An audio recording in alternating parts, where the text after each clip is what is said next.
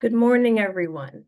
Welcome to today's webinar, A Place to Prosper, Expanding Black Homeownership and Housing Equity. Before we begin, we have a few housekeeping notes to ensure a smooth experience. Please note that this session will run for approximately 75 minutes, inclusive of Q&A time. Today's webinar is being recorded and will soon be available on our YouTube channel. A survey will be emailed to you shortly after the event ends. We ask that you please take a few minutes to complete it. At the end of the session, there will be a QR code displayed if you wish to partake in CPAR's research program. Closed captioning is available to you. Be sure to select the CC button at the bottom of your screen to access closed captioning in real time. Next, I am pleased to introduce our President and CEO, Nicole Austin Hillary, who will provide welcome remarks before we begin the session. Thank you for joining us today.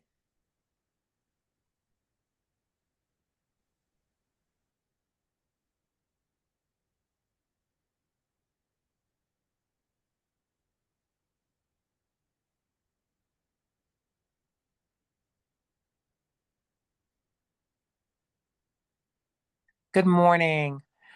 I'm Nicole Austin Hillary, the President and CEO of the Congressional Black Caucus Foundation. Welcome to this morning's policy seminar. I am so excited to see you all. And if you were with us last week, then you know you are in for an informative and change-making discussion today. We are embarking on this three-part series because we know that issues around economics, wealth, and prosperity are vitally important to the Black community. If you were with us last week, you heard from experts who talked with us about the tax code and what it means to reimagine the tax code and how it impacts our lives. And today we're going to deal with another topic that is equally important and that really impacts all of us. And that is the issue of home ownership, how that impacts our daily lives, our families, and our futures. We know that there are many issues around disparities that have impacted the ability for Black and Brown communities and poor communities to engage in home ownership, that thing that we know is a vital part of what we call the American dream. But we know it is a possibility that should exist for everyone. And we also know that it is a building block to ensuring future wealth for our families and for generations to come. We are going to explore today how we can ensure that home ownership becomes a reality for all and what it means that it is a building block to future wealth and to ensuring that everyone can take part in having economic prosperity and empowering our communities. Our panelists today are going to explore what this looks like, what it means, and how policies help to drive home ownership and how home ownership and possibilities for home ownership manifest themselves in all of our communities. Now, the thing I want each of you to do is not just to listen today, but to take notes and walk away with directives. The purpose of us doing these seminars is to ensure that you have the tools and the knowledge information you need so that you can go back to the communities where you work and where you serve and make a difference. We know that each of us has the power to be leaders in our communities, and each of us has the power to create change and to ensure that everyone has a voice when it comes to the issue of economic empowerment. So please make certain that you spread the information and ensure that we are all working on this and empowering our communities together. So I would next like to welcome to our seminar someone whom we all know and who in her own right is a leader and a change maker, not just in her own community, but here in the country. Please join me in welcoming our Congressional Black Caucus Chairwoman, Congresswoman Yvette D. Clarke.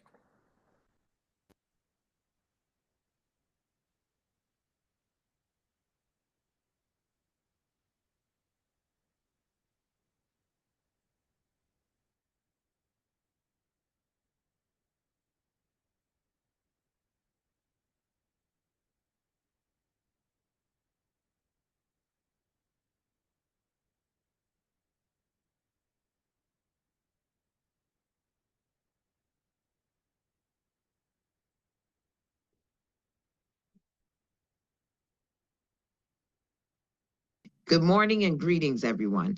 I'm Congresswoman Yvette D. Clarke, proud representative of New York's 9th Congressional District and chair of the Congressional Black Caucus. I want to thank the Congressional Black Caucus Foundation for convening this year's Policy for the People Economic Advancement Virtual Summit. This gathering exemplifies the Foundation's long-standing commitment to elevating solutions that confront economic disparities and expand opportunity for Black Americans.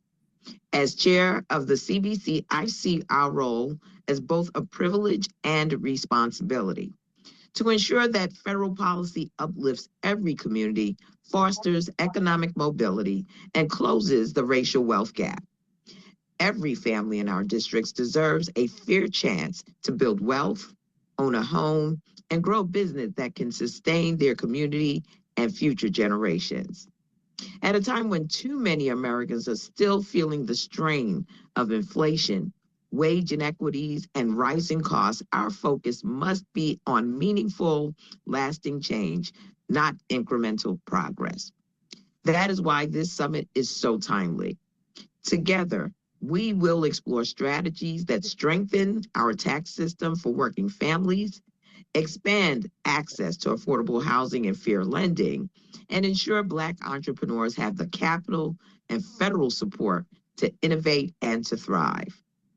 These conversations are essential because they help transform data and research into real-world policy and action.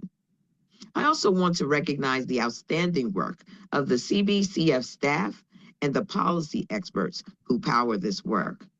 Your insights and research equip the CBC to lead with clarity, purpose, and evidence-based solutions that improve lives. Closing the racial wealth gap won't happen by chance. It will happen through intentional policy choices and collaboration across government, business, and community. The CBC and CBCF remain steadfast partners in this mission, united in advancing equity, opportunity, and prosperity for all. So thank you, and I look forward to the thoughtful dialogue and solutions that will emerge from today's summit. Okay, so But who's on what? I don't know. okay, we see her. We see her. You see who? We see Dr. Stone. She can start. Hold on. So are you doing it? I'm sharing. Okay.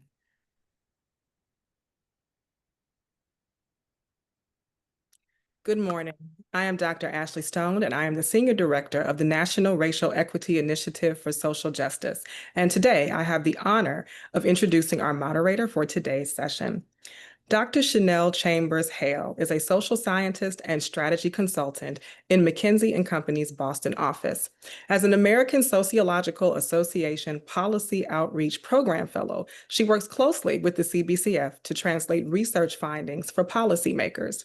She brings more than a decade of experience helping public and social sector organizations turn evidence into action, leading strategic planning and evaluation projects as both a consultant and a civil servant. Chanel's commitment to social impact extends beyond her professional work. She serves as a visiting fellow at FCLT Global, advancing long-term value creation for savers and communities, as a founding board member of the Cultural Equity Lab, a nonprofit that supports organizations in fostering cultures of inclusion, and as a trustee of her alma mater, Brown University. Chanel holds a BA in psychology from Spelman College, a master's in education and community development from Vanderbilt University, and both an MA and a PhD in sociology from Brown University. Please give a warm virtual welcome for Dr. Chanel Chambers Hale.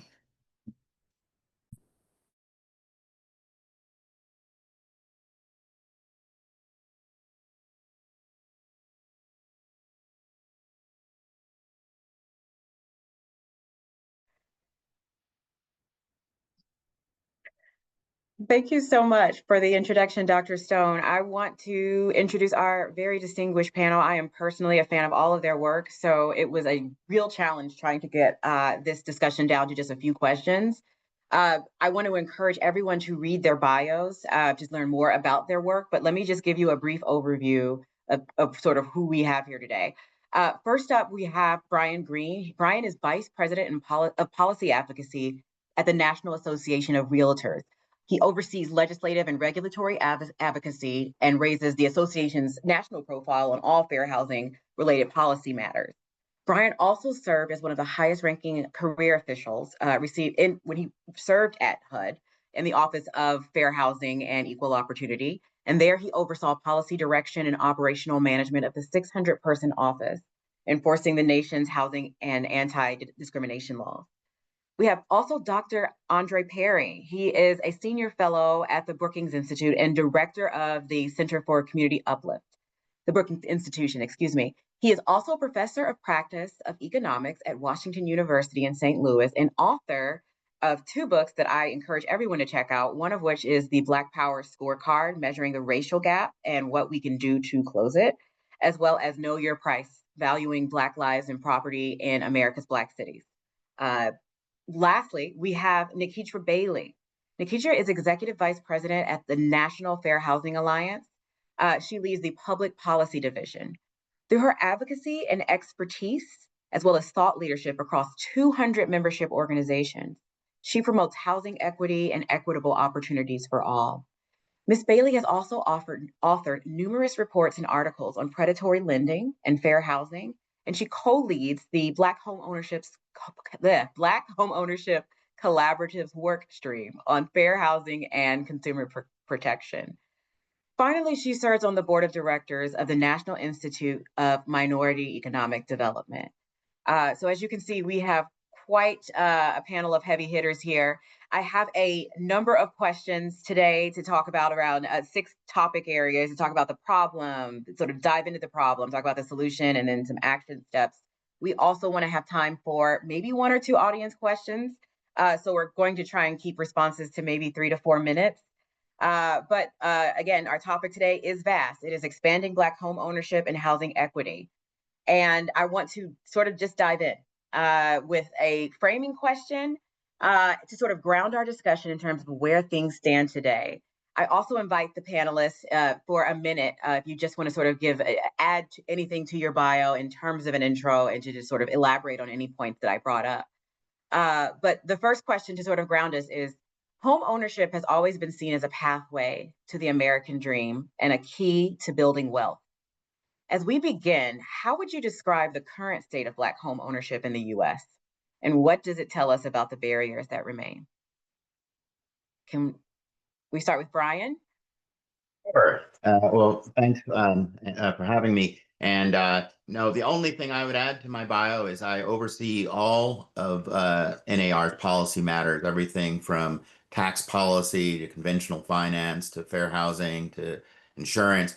And so I would say, looking at the total picture here, there are challenges, but I think as we talk through some of the challenges and the disparities, it helps form an understanding of where there are lanes we can move in, and what levers are going to be necessary for us to close the racial home ownership gap, and make progress, and really help inform people of what are the critical building blocks to wealth.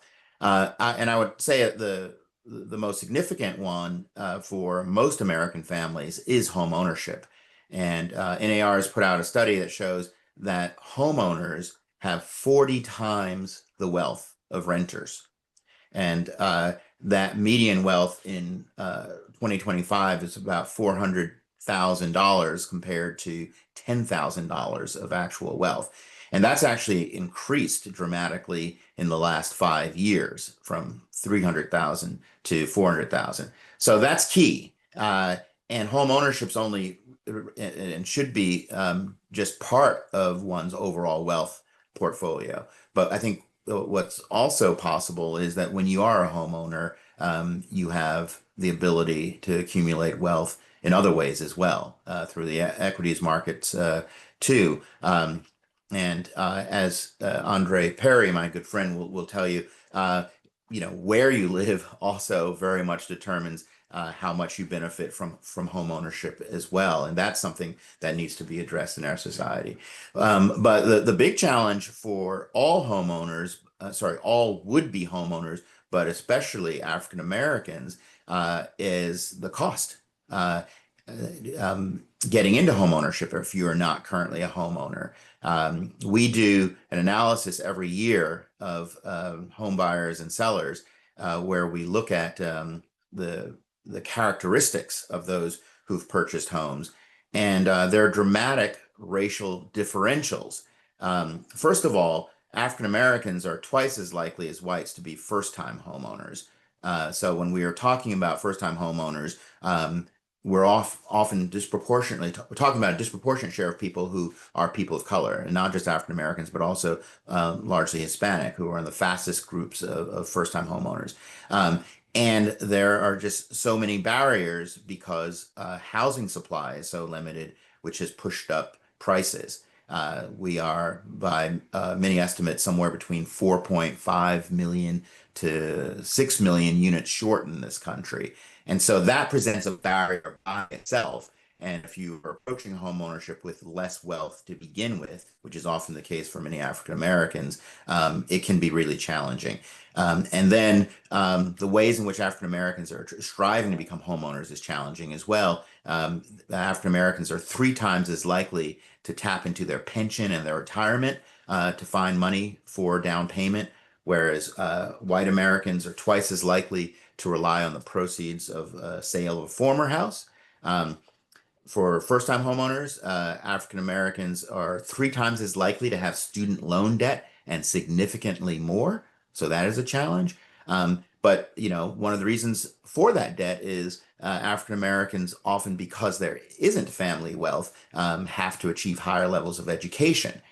So the median white high school graduate has the same wealth opportunity right now as the median Black college, actually postgraduate. So if you look at the homeowners, the Black first-time homeowners tend to cluster around people with graduate degrees, while whites cluster around people with high school degrees. So that is just a sad differential of where we are right now. And so we really do need to find opportunities to make it easier to access home ownership, because once you are in home ownership, as I said from that first statistic, it can be a wealth amplifier. That's great. Thank you, Brian. You touched on quite a few barriers that I'm going to dive into in a few minutes. I'll kick it to Dr. Perry, excuse me. Hey, no worries. Hey, I'm Andre Perry. The only addition to my bio I would add is I'm a father of a 14-year-old. We talk about these issues quite often. But as Brian stated, when you're looking at the state of home ownership, it is really place-based dependent, that it varies widely depending on where you live. If you live in Prince George's County, you can expect home ownership to be about 60%, but in other areas of the country, it can be as low as 20%. And reason why I break things down by place often is because it really shows how some communities have been able to create conditions that are conducive for home ownership. We will talk a lot about affordability, but affordability and the ability to have a mortgage is largely dependent upon the economic conditions in that place. Are people getting good jobs? Do they have high incomes?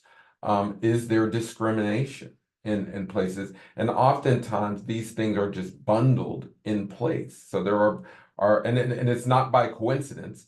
Black people have been able to make inroads into home ownership or changing the conditions that propel people to home ownership.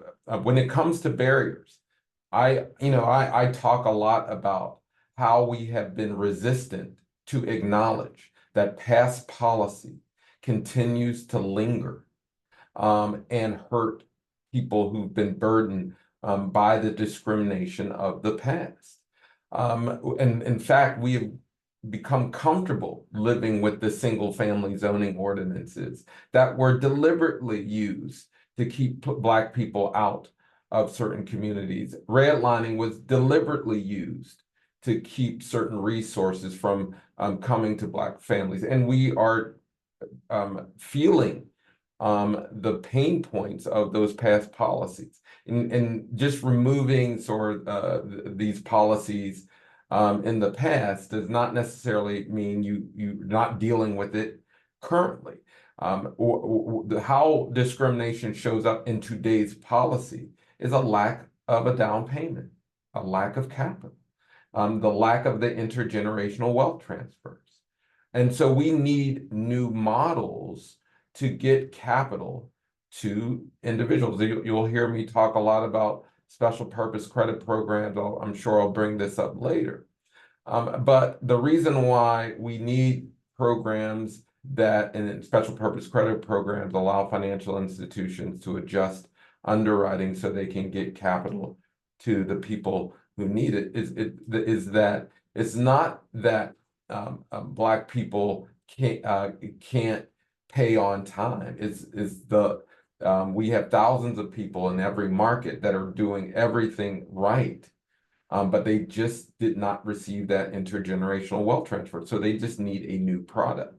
And that's a metaphor for what's going on in this country, that yes, we have dealt with significant discrimination. What may be worse is that we're not willing to address the past discrimination.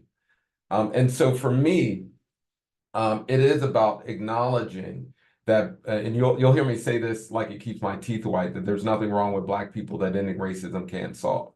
That we are not the problem here. It is that when you give Black people capital, a means to, and access to home ownership, we'll utilize it, and we'll perform highly on those loans and mortgages. But if we're not willing to deal with the past discrimination, it is always going to be an uphill battle. So, but we have made inroads. I just want to, and I'll end with this. We have made inroads.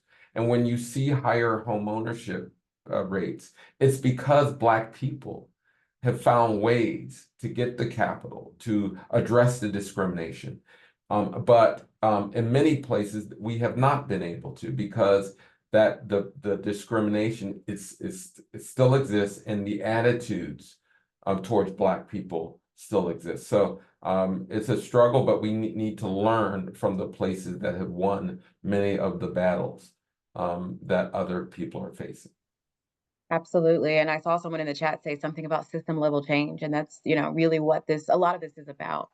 I want to kick it to Nikitra, and then we'll dive into more on these barriers. Wonderful. Thank you so much for having me to the Congressional Black Caucus Foundation. It's such an honor to be here among my colleagues having this important conversation. And I come today being a bearer of really good news in a time that might feel a little grim. In 2024, the white homeownership rate was 60% higher than the Black homeownership rate. And that's good news because just before this, in 2019, the white homeownership rate was 80% higher than the Black homeownership rate. And I have to ground how we made this progress, because this progress did not result from happenstance. It was the result of intentional policies and practices and a broad group of stakeholders understanding that discrimination distorts our nation's housing systems and our economic systems overall. And the data showed us that for the past 20 years, we actually underperformed in our economy by $16 trillion as a result of discrimination targeted at Black people alone. And when we solve for that discrimination, it presents the nation an opportunity to grow the entire economy about $5 trillion over a 5-year period. And both Brian and Andre spoke about our nation's history of discrimination. And I have to ground us in that as the National Fair Housing Alliance. We're the only national civil rights organization solely focused on ending housing discrimination and creating equitable housing opportunities for everyone. And we have this saying at the National Fair Housing Alliance that where you live matters. And it matters because thousands of laws and policies and practices have really relegated communities of color, Black communities in particular, to areas of communities that were risky and dangerous and toxic. Not because our profiles were risky, dangerous, and toxic, but because of discrimination in the financial services system. So this idea that redlining exists, redlining was cemented by federal policy. We had the Homeowners Loan Corporation that created this kind of system of how we were going to grade neighborhoods based on characteristics. And often those characteristics included the people who resided in those communities, which often meant that if your neighborhood was graded green, the characteristics of the people in your neighborhood typically were that they were white and wealthy. If your neighborhood was graded red, the characteristics of the people in your neighborhoods included people who identified as Black and African American. And it's so important on this point to share that that characteristic for Black was often done without regard to whether or not people could properly and successfully pay mortgages. So Black people who could afford a home were relegated to communities that were deemed dangerous, toxic, and risky, even when their profiles might suggest a different outcome. So thousands of laws, of policies, and practices have established this kind of barrier that we're talking about today. It didn't result from happenstance. And what we've done over the last 5 years, we've been very intentional to create and fix structures, right? Because I think that's one of the questions that I see in the chat, to fix structures so that we could create this type of progress that we just spoke about, where the Black homeownership grew by 14%, which is the first time we've seen growth in Black homeownership since the Great Recession robbed our communities and Latino communities of $1 trillion of wealth. And we did it by designing programs such as special purpose credit programs, first generation down payment assistance programs. We also created more inclusive underwriting. So for the very first time, positive rental payment data could be considered as part of your underwriting. You know, paying your rent is the most analogous thing to paying your mortgage. So ensuring that our credit profiles could bring in that data from positive rental payment history has been critical. And then reforming rules like the qualified mortgage rule and other reforms that we established after the Great Recession through Dodd-Frank. So we've been very intentional to really move the nation toward her ideals during this period, and it has really benefited everyone. And unfortunately, we're at a place where we are now fighting to protect those gains, and we need everyone's help that's on this webinar with us today to really be active in helping us protect those gains, because those gains are great for Black people and Black communities, and they strengthen our nation's economic position. Right. And Nikitra, thank you for that glimmer of positive data. We definitely need that when we talk about the scope of this challenge. Unfortunately, I have to pivot back to barriers. We're going to, I want to dive a little bit deeper into this. So each of you in your work and in your research, all of this, you talk a lot about the barriers to Black home ownership, and the list can feel endless. And as we see, it can be system level and it can span. So, you know, we talked about it ranging from supply, lending discrimination, appraisal bias, affordability, redlining, capital, lack of capital. But if you had to identify one constraint whose removal, if you could just wave a magic wand, would have the greatest impact, you know, where would your attention be right now? Can I start with Brian? Well, I don't know if this is what you're thinking about in terms of constraint, but I'm thinking maybe Dr. Perry would agree. People need more money. I mean, honestly, and there may be ways, you know, to do this indirectly. And of course, you know, there's all kinds of controversy regarding any kind of reparative strategies. But as Dr. Perry said, you know, when you have less money and everything costs the same, you are constrained, and your budget's constrained, and it makes it hard to sometimes fulfill your burdens. But when you know you're flush, you will see that people perform, well in credit and meet their obligations. And so that really is the biggest constraint. And if there won't be, an influx of cash coming for folks, I think we have to look at other ways to effectively, um, reduce costs and or, shift capital towards, say, the home ownership transaction. And that's why different strategies to lower mortgage rates are helpful. We can maybe talk a little bit about assumable mortgages too, where you can, take on a mortgage at a lower interest rate and save on lower monthly payment. There's also shared equity programs where you get the benefit of a higher down payment on a loan so that your mortgage payment is less. So we have to think in those terms because it really just comes down to, the ledger doesn't add up.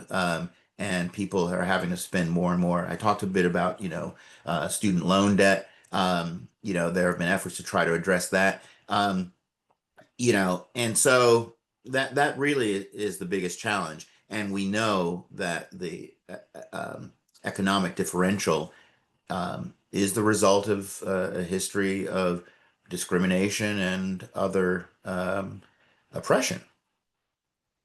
Absolutely. And you're seeing lots of agreement in the chat and also here on this panel. I'll kick it to Dr. Perry next. Yeah, he took my response that it's the lack of capital, it's the lack of capital, it's the lack of capital. And so I mean, but not to repeat what Brian said, if you're not if that's the reality, then you have to talk about debt reduction in other areas. You have to talk about wage equality. You have to talk about jobs with certain retirement benefits. Because as was noted, people will get their down payment by drawing from their retirement savings. And so it is more equity, because in the world of finance, you either have equity or debt. I mean, that's the reality. And if you don't have equity, you got to get rid of debt. And the way to gain equity is through removing discrimination. The reason why I talk about home values is because the home value differentiation suggests that there's discrimination preventing people from getting the equity they deserve. And so, yes, it is about finding ways to get capital or giving new products for people who deserve a mortgage. Nikitra and Brian stated this, that you have people who have paid rent for decades in some cases. You're telling me they can't get a mortgage? I mean, we need the innovation. So maybe I'll skip over the wealth issue here and say that the lack of innovation or the willingness to have innovation in this system is really hurting progress, because again, we are not the problem. It's an unwillingness to be honest about how past discrimination has impacted Black people. And I just have to follow up on that because that's such a critical point. And I think we really have to contextualize it. And unfortunately, there is not one thing. This isn't something where you could just kind of, wave a magic wand and voila, we're all together. It's going to require a comprehensive approach. Like if we have had thousands of public policies and practices create race-conscious policies to the benefit of white communities, then it's going to take thousands of race-conscious policies to benefit Black people and give them the equality that they were denied. And that's so important as we have this conversation. And the things that we did was we tried to utilize programs like special purpose credit programs, which simply allow lenders and others to look at their programs to see how they are well serving everyone, and then to make modifications for fairness to ensure the people that they are not well serving get a fair opportunity. So we put in place these systems to make what I like to call America's plain vanilla mortgages accessible to Black communities, because that really is the primary challenge that we've had in getting access to homeownership. We don't benefit from the bank of mom and dad because our parents and their parents were not fairly allowed to access homeownership and create home equity, which could be passed forward over generations. So things like special purpose credit programs are necessary to give us more fair or fairer underwriting criteria so that we can actually enter into homeownership.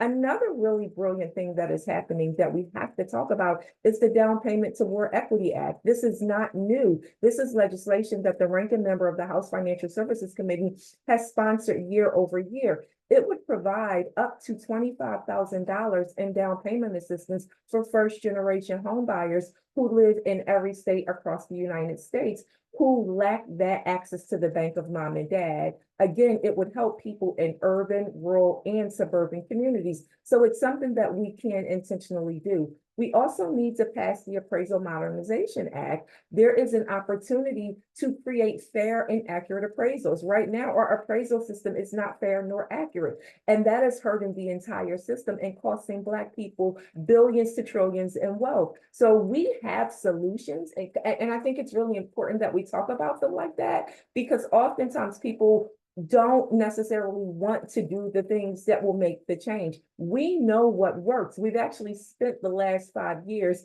doing things that work, and we actually helped to grow Black homeownership by 14%. And that was no easy feat. And what we need to do is continue to press forward with these solutions and not retreat from them, particularly as our administration is attempting to dismantle fair housing. So we need everyone on this call today to support things like special purpose credit programs, to contact their members of Congress and ask them, when are they going to pass the Down Payment Toward Equity Act? Because the states that have passed the Down Payment Toward Equity Act are states like North Carolina, there's states like Minnesota, there's states like Rhode Island, there's states like Maine. All across our nation, we've seen states proactively provide these programs, including states like New Jersey, pass these programs and help their citizens get access to homeownership, because it has historically been the best path to building long-term and sustainable wealth. And can I just add one thing to that? It was stated, but I just want to put an exclamation point on this, that sometimes if there's not a lot of appetite at the federal level, many of these policies and practices can be pushed at the state and local level. That, housing is, it involves federal, state, and local jurisdictions. And so certainly, if we want to increase home ownership at a scale, it's going to involve the federal government at some level. But many of the approaches that we are taking and seeing progress on are actually happening at the local level, the state and municipal levels.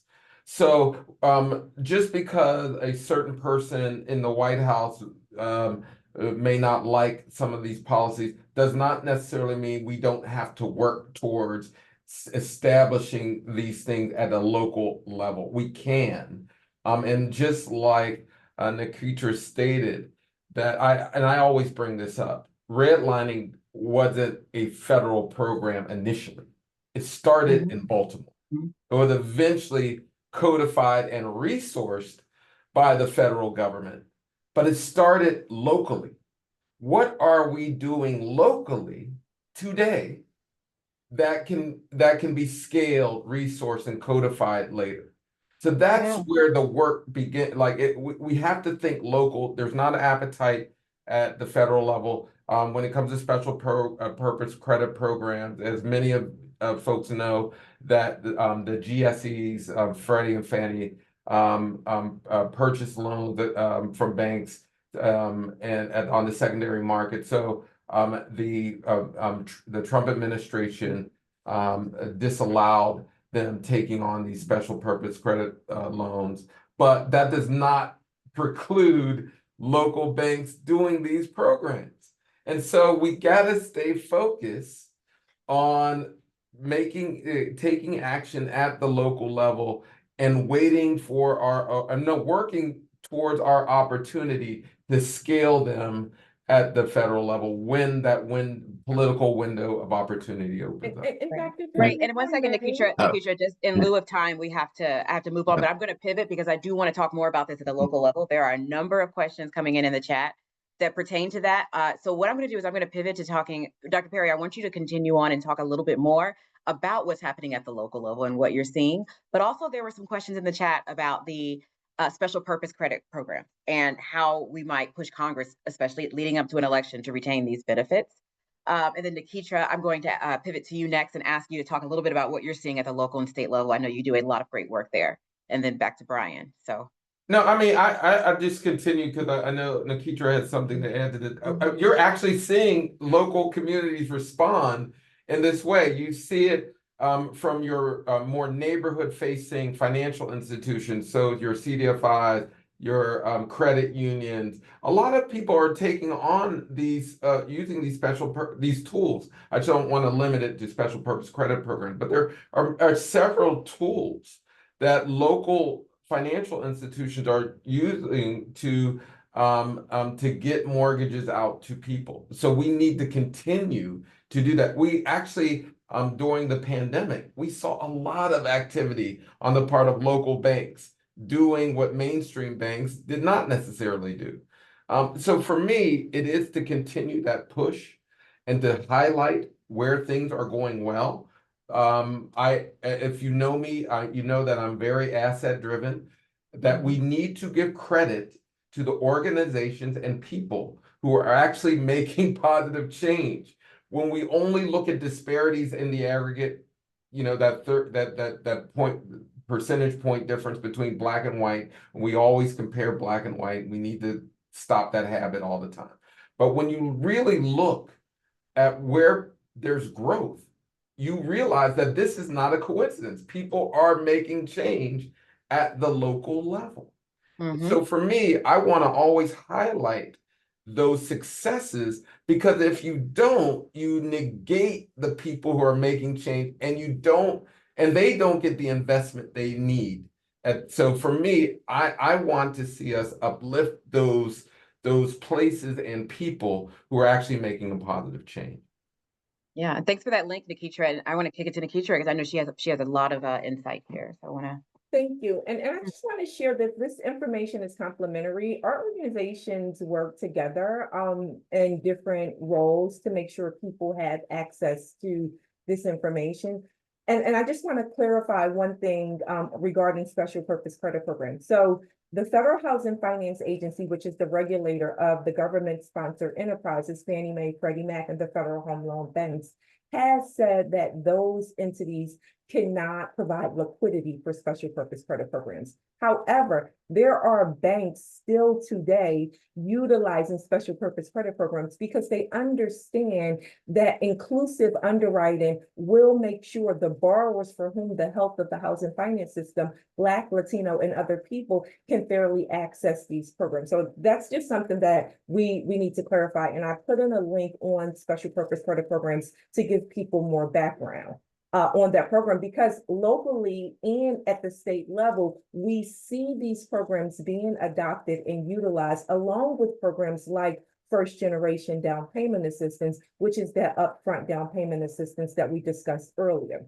Other things that we have to make sure are happening is utilizing our local, state, and federal laws to make sure we can expand the supply of affordable housing stock. There is a provision in the Federal Fair Housing Act, the Affirmatively Furthering Fair Housing Act provision, that allows for states, localities, and municipalities to create kind of community-centered plans to determine the type of housing and dedication of federal resources to the development of housing in those communities where affirmatively furthering fair housing plays a very important role. We have heard that the current administration is interested in stepping back, and there are states that are moving forward and localities like Boston and Massachusetts that are still pressing ahead, understanding that if we want to solve for our nation's fair and affordable housing crisis and develop more affordable housing stock, we've got to reform exclusionary zoning laws that prefer housing that is single family, right? We need to make sure we can include more types of housing that are more affordable. And we have to continue to press for liquidity for things like small dollar mortgages. There are places across the United States, Charlotte, North Carolina, cities in Ohio, and other areas in the Midwest, where the housing stock and the cost of the housing is cheaper when you think about it in relative to communities like California, Los Angeles, New York City, where it's much more affordable. Cities like Pittsburgh, Pennsylvania, where if you got access to this $25,000 from the down payment toward Equity Act, you would overcome that barrier of a lack of down payment and be able to successfully enter into homeownership. And you would need to have the ability to get a mortgage that is going to be a mortgage for, a lower amount, as opposed to what a house might cost in New York. A house in Pittsburgh might cost about $225,000. So that $25,000 in down payment support from the Down Payment Toward Equity Act would help people enter into homeownership. And when you look at a city like Camden, New Jersey, they have those possibilities. And, New Jersey and Pennsylvania touch, but people who live in Pennsylvania don't have that opportunity. So we need to see legislatures around the nation develop these programs to really help address the affordable housing crisis in their community, which is one that is impacting people across economic classification. It is a problem for all of us, and we again have solutions. And then at the federal level, we need to see the Housing Crisis Response Act passed. Again, it's a comprehensive $150 billion for housing. This was supposed to be part of the Build Back Better Act, Housing is Infrastructure. Had we passed it, millions of people would have access. So the power of the individual in our democracy is so important. And I think oftentimes we don't realize what our people power is. Policymakers are there to represent our interests, and we have to demand that they put forward proposals and pass legislation that are going to be equitable to everyone. And we have to resist this temptation to dismantle our nation's fair housing infrastructure that the current administration is using, because when you dismantle the fair housing infrastructure, you leave people susceptible to discrimination without protection. And again, we've already shared discrimination distorts the marketplace, and it costs all of us trillions of dollars. Right. Yeah. No, this is spot on. And Nikisha, you mentioned that all of your work is interconnected, and that's exactly right. And you also touched a little bit on housing supply, which is huge, particularly in my neck of the woods in New England, where I know Brian has done quite a bit of work. I want to kick it to you, Brian, for you to weigh in on this. Yeah, well, I think everyone has said much of what needs to be said, essentially, that there is going to be a challenge advancing much of this at the federal level unless there are particular proposals that can gain bipartisan support. But that does not mean that we don't act at the local level. In fact, at the local and state level is where much of the innovation is coming from. And we have to think about this in terms of, completions and first downs. There are so many opportunities at the local level, before you gain that touchdown. And so just to lift up a couple of other programs, I mentioned shared equity. One of the models in the country right now is the California Dream for All Act. And it's really demonstrated just how desperate people are to find opportunities to make their down payment, because when they open, they've run this program twice now. When they've opened it up, almost immediately they fulfill all the applications. But this is essentially where the state offers funding for your down payment. so that you can compete against investors who have cash, and have a better opportunity, both to purchase a house, and also purchase a house with a higher down payment.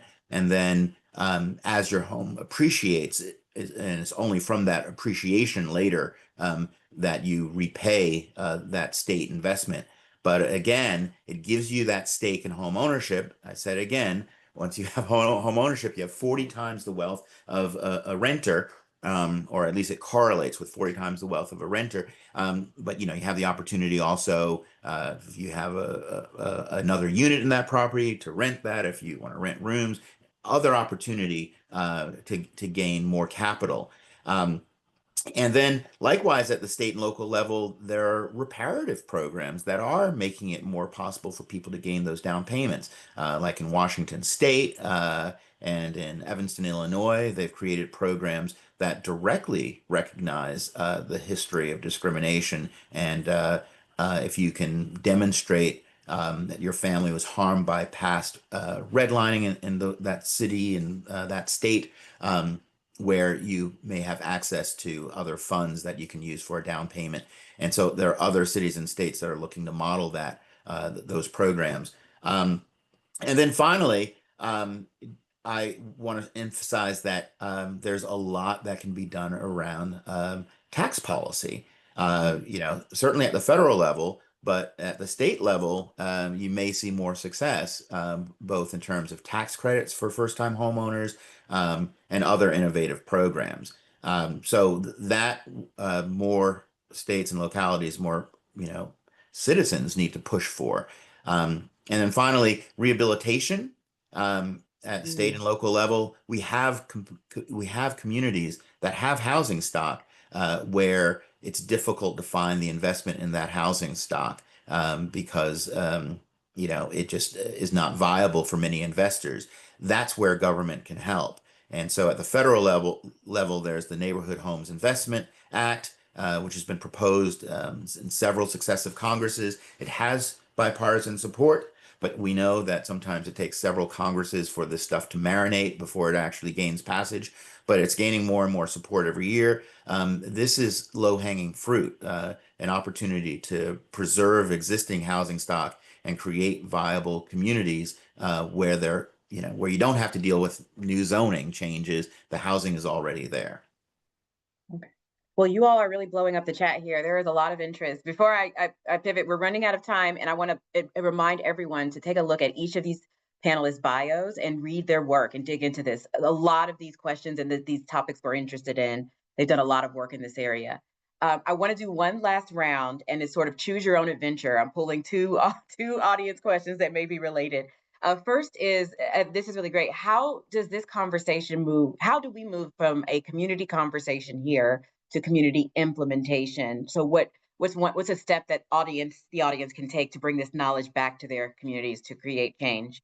I'll let you guys kind of popcorn and ask as you want. The other audience question that came in that's timely is, as new legislation like the Big Beautiful Bill takes shape, what should we be watching for and reaching out to our representatives about? So you can answer both briefly, one or the other. I will let you. Well, I'll start. And it's around organizing. Yep. None of this work happens because some magical person releases a study or is the magical Negro who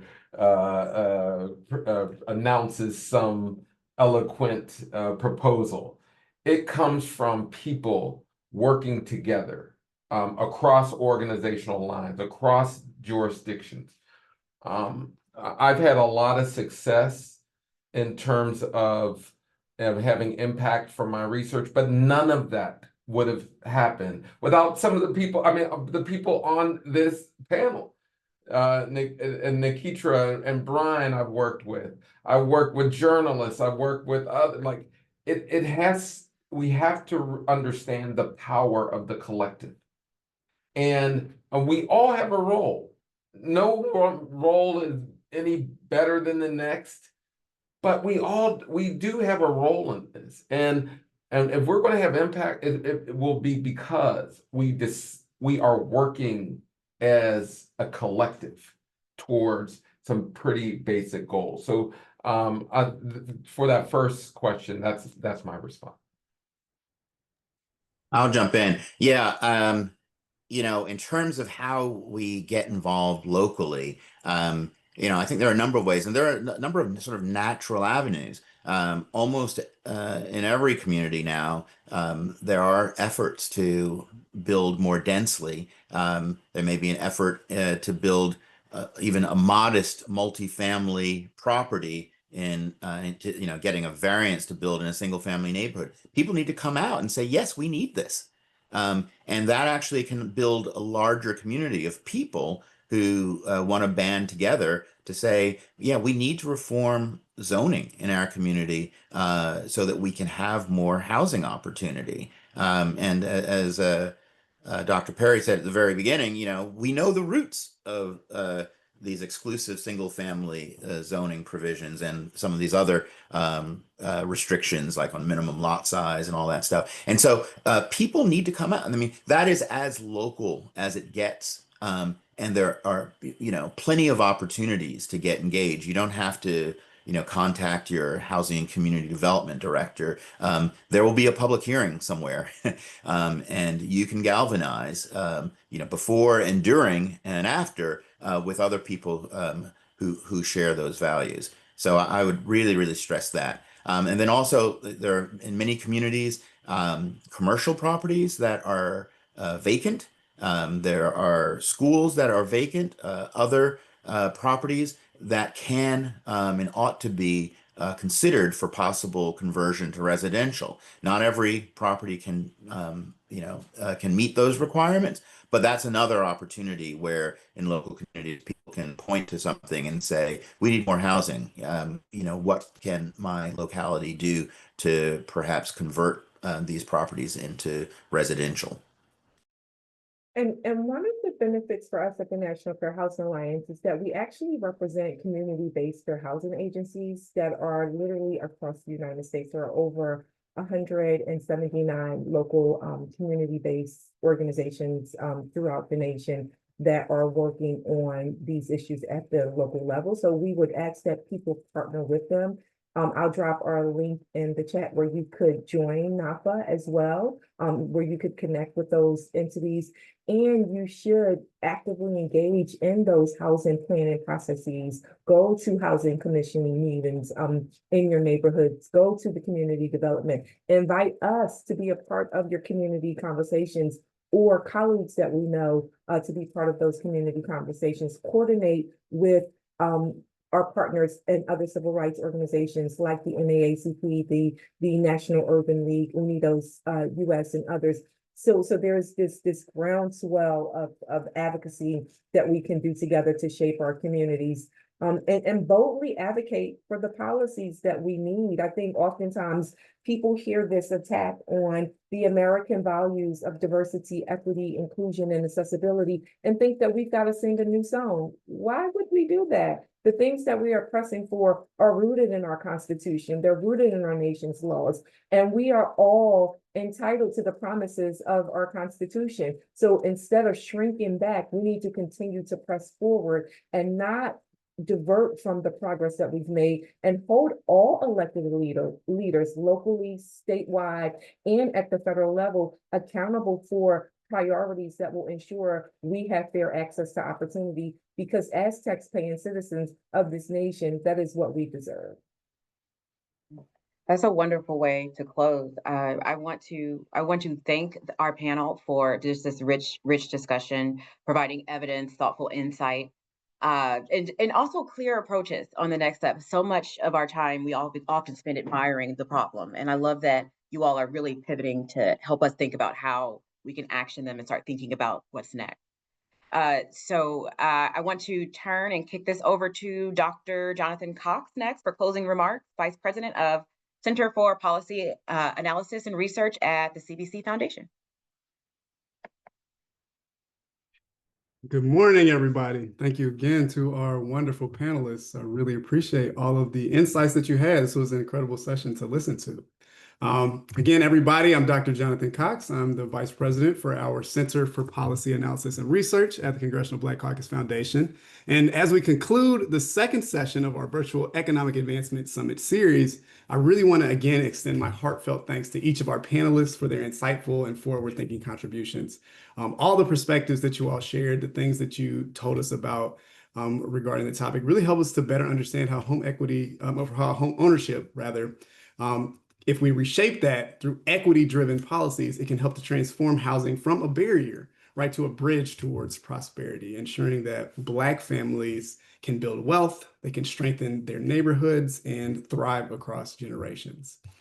I also want to sincerely thank all of you who joined us today. At the Congressional Black Caucus Foundation, we really take a lot of pride in delivering timely, relevant programming that centers the needs of Black communities and informs effective policy changes.